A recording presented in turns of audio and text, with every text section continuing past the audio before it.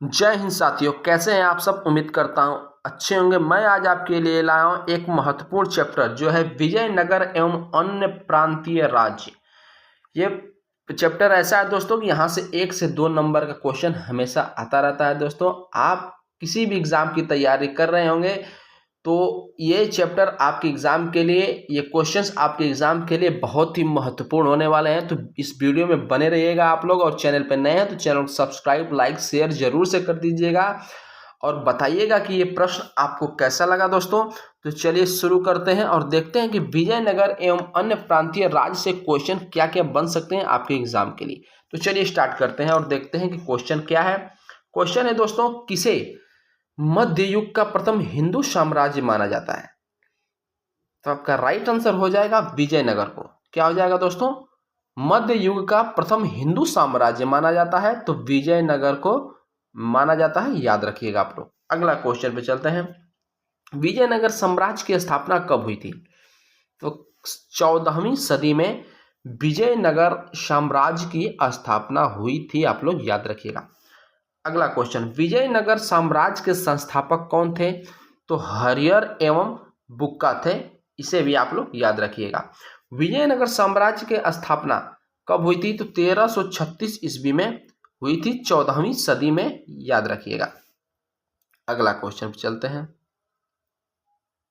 Question है दोस्तों, किस विदेशी यात्री ने विजयनगर को विश्व का सबसे भव्य शहर बताया? तो अब्दुल रज्जाक ने विजयनगर को विश्व का सबसे भव्य शहर बताया था। अगला क्वेश्चन पे चलते हैं। किस दिल्ली सल्तनत के शासक द्वारा हरियर एवं बुक्का को पकड़कर दिल्ली लाया गया था? तो मोहम्मद बिन तुगलक द्वारा। आपका राइट आंसर हो जाएगा मोहम्मद बिन तुगलक। अगला, हरियर एवं बुक्का ने किसके आशीर्वाद से विजयनगर साम्राज्य की नींव डाली? तो संत विदारण्य के आशीर्वाद से दोस्तों। अगला, हरियर एवं बुक्का ने किसके नाम पर संगम वंश रखा? तो अपने पिता संगम के नाम पर। नेक्स्ट क्वेश्चन पे चलते हैं। संगम वंश का प्रथम शासक कौन था? तो हरियर प्रथम। कौन था दोस्तों? हरियर प्रथम था संगम वंश का प्रथम शासक। अगला क्वेश्चन पे चलते हैं। आइए देख लेते हैं संगम वंश के प्रमुख शासक एवं काल। शासक काल।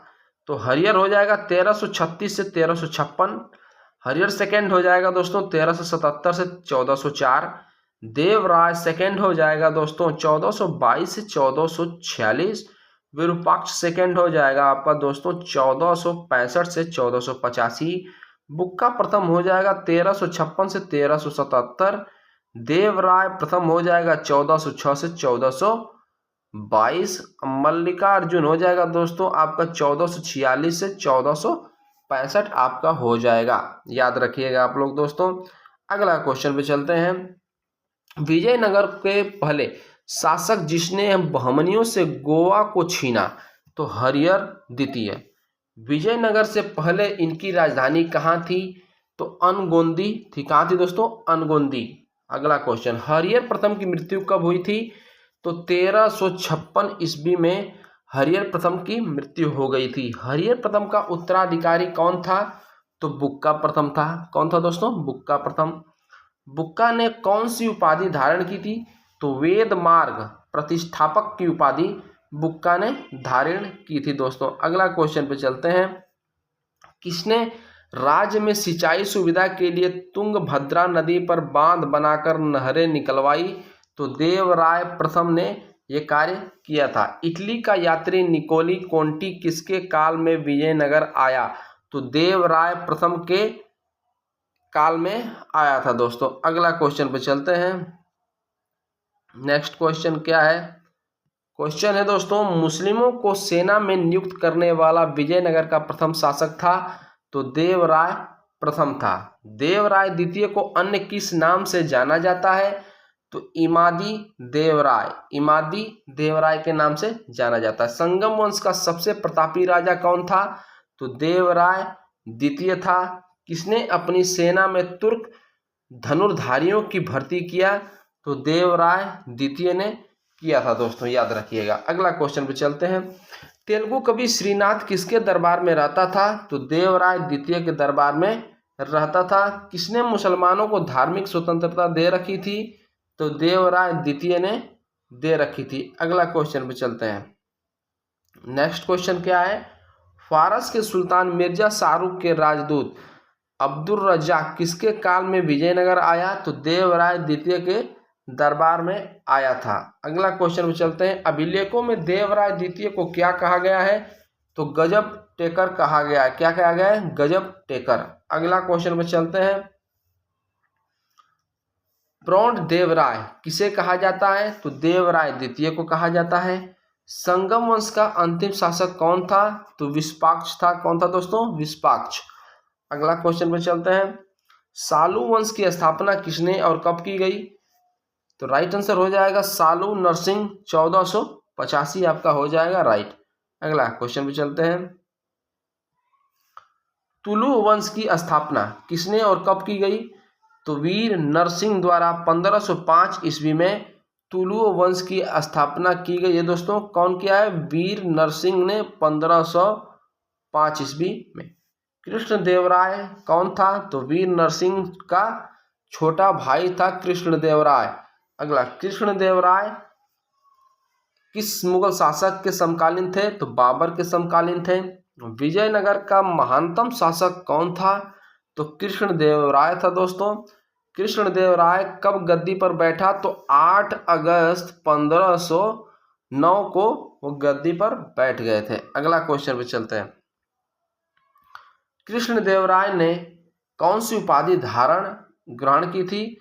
तो यवन राजस्थान पन्नाचार्य का उन्होंने उपाधि धारण किया था। पुर्तगाली यात्री डोमिंगो पायस किसके समय में विजयनगर आया था? ये क्वेश्चन बहुत बार पूछा जा चुका है दोस्तों। पुर्तगाली यात्री जो था डोमिंगो पायस किसके दरबार में आया था दोस्तों?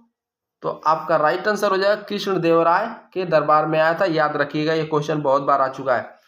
अमुक्तमाल्यद एक तेलुगु साहित्य ग्रंथ है, किसके द्वारा रचित है दोस्तों? तो कृष्णदेवराय के द्वारा रचित है। हम्पी, तिरुवत्तमलई, चिदम्बरम, श्रीरंगम, तिरुपति मंदिरों के सामने की ओर बने हुए रायगोपुरम का निर्माता कौन था? तो कृष्णदेवराय था। याद रखिएगा इसको भी दोस्तों। अगला क्वेश्चन पे चलते हैं। किसे आंध्र भोज कहा जाता है? तो कृष्णदेव राय को कहा जाता है। तेलुगु कविता का पितामह किसे कहा जाता है? तो अल्लासानी पेड्डाना को कहा जाता है। मनु चरित्र तथा हरि कथा सरनसम के रचनाकार कौन थे? तो अल्लासानी पेड्डाना थे दोस्तों। अगला, कृष्णदेवराय ने गोलकुंडा का युद्ध किस राजा के साथ लड़ा था? तो कुली कुतुब शाह के साथ लड़ा था दोस्तों। अगला क्वेश्चन, गोलकुंडा कहाँ अवस्थित है दोस्तों? तो हैदराबाद में अवस्थित है। किसका शासनकाल तेलुगु साहित्य का क्लासिक युग माना जाता है? तो कृष्णदेवराय का माना जाता है। कृष्णदेवराय ने संस्कृत में कौन सी नाटक लिखा? तो जामवंती कल्याणम। कृष्णदेवराय ने संस्कृत में नाटक लिखा है जामवंती कल्याणम। कृष्णदेवराय का राज कवि था? तो पिछन्ना। अगला क्वेश्चन चलते हैं। किसने आंध्र पितामह तथा अभिनव भोज की उपाधि ग्रहण की थी? तो कृष्णदेवराय ने ये उपाधि धारण की थी। अगला क्वेश्चन पे चलते हैं। क्वेश्चन है, किस मंदिर की भीतरी दीवारों पर रामायण के दृश्य उत्कीर्ण किए गए? तो हजार रामास्वामी मंदिर के दीवारों पर। अगला, किसने नागलपुर नगर तथा विठल स्वामी मंदिर का निर्माण करवाया? तो कृष्णदेवराय ने करवाया था। मीनाक्षी मंदिर कहाँ स्थित है? तो मदुरई में स्थित है। विठल स्वामी मंदिर किस देवता को समर्पित है? तो विठल के रूप में विष्णु भगवान को समर्पित है दोस्तों। इसे आप लोग याद रखिएगा। अगला क्वेश्चन पे चलते हैं। राक्षसी तंगड़ी अथवा तालीकोटा का युद्ध कब हुआ? तो 23 जनवरी 1565 को हुआ था। अगला, किस युद्ध को विजयनगर साम्राज्य के शानदार युग का अंत माना जाता है? तो तालीकोटा का युद्ध को माना जाता है दोस्तों। अगला क्वेश्चन पे चलते हैं। नेक्स्ट क्वेश्चन पे चलते हैं। पेनुकोंडा राजधानी किसने बनाई थी? तो सदाशिव ने बनाई थी। अराविडू वंश का स्थापना कब और किसने की? तो 1570 ईस्वी में तिरुमल ने की थी। विजयनगर के राजा को क्या कहा जाता था? तो राय कहा जाता था दोस्तों। कृष्णदेवराय के शासन काल में प्रांतों की संख्या कितनी थी? तो कितनी थी दोस्तों? 6 थी। अगला क्वेश्चन पे चलते हैं। विजयनगर का सदैव संघर्ष किसके साथ चलता रहा? तो बहमनी राज्य के साथ चलता रहा। हम्पी का खुला संग्रहालय किस राज्य में है? तो कर्नाटक राज्य में है दोस्तों। प्रसिद्ध ऐतिहासिक स्थल हम्पी किस जिले में स्थित है? तो बेल्लारी जिले में स्थित है दोस्तों, याद रखिएगा। अगला क्वेश्चन पे चलते हैं।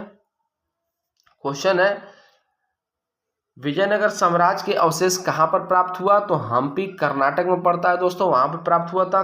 कृष्णदेवराय के दरबार में अष्टदिग्गज कौन थे? तो 8 तेलुगु कवि थे। पूछेगा क्वेश्चन कि कृष्णदेवराय के में दरबार में कितने दिग्गज थे? तो अष्टदिग्गज थे। वो क्या थे दोस्तों? 8 तेलुगु कवि थे दोस्तों, याद रखिएगा। किसे कहते हैं अष्टदिग्गज? 8 तेलुगु कवि। अगला, राक्षसी तरंगड़ी युद्ध जिसमें विजयनगर की बुरी पराजय हुई के समय विजयनगर का शासक कौन था? सदाशिव राय था। अगला क्वेश्चन पे चलते हैं। तुलु वंश का अंतिम शासक कौन था? तो सदाशिव राय था। किस नदी के तट पर विजयनगर साम्राज्य की स्थापना की गई थी? तो तुंगभद्रा नदी के तट पर हुआ था दोस्तों, याद रखिएगा। किस विजयनगर शासक ने चीन के लिए एक दूत मंडल भेजा? तो बुक्का प्रथम ने भेजा था। विजयनगर साम्राज्य में गलीचा निर्माण के लिए प्रसिद्ध स्थान था? तो कालीकट स्थान था जो कि प्रसिद्ध था। अगला क्वेश्चन पे चलते हैं। किस काल में प्रशासन में नायकार व्यवस्था एवं आयंगर व्यवस्था प्रचलित थी? तो विजयनगर काल में थी दोस्तों। अगला, अठवण का अर्थ था? तो भू राजस्व विभाग था। वीर पंचाल का अर्थ क्या था दोस्तों? तो दस्तकार वर्ग था। अगला, अमरम का अर्थ क्या था? तो जागीर था दोस्तों। शिष्ट का अर्थ क्या था? तो भूमि कर था, याद रखिएगा आप लोग। अगला चलते हैं। नेक्स्ट क्वेश्चन क्या है? विजयनगर साम्राज्य में सैनिक विभाग किस नाम से जाना जाता था? तो कदाचार के नाम से जाना जाता था दोस्तों। विजयनगर की मुद्रा थी पेगोडा। विजयनगर साम्राज्य के राजाओं द्वारा धार्मिक प्रयोजनों के लिए उपयोग किए जाने वाले मंच चबूतरे को कहा जाता था? तो बहनवी डिब्बा कहा जाता था दोस्तों। अगला क्वेश्चन पे चलते हैं। किसके राज्य में कल्याण मंडप की रचना मंदिर निर्माण का एक विशिष्ट अभिलक्षण था? तो विजयनगर का था दोस्तों। विजयनगर से जितने भी क्वेश्चन पूछे जाते हैं दोस्तों, आज मैं सभी क्वेश्चन को करा दिया हूं। तो आप वीडियो अच्छा लगा तो लाइक और सब्सक्राइब जरूर कर दीजिएगा। आपका बहुत बहुत धन्यवाद।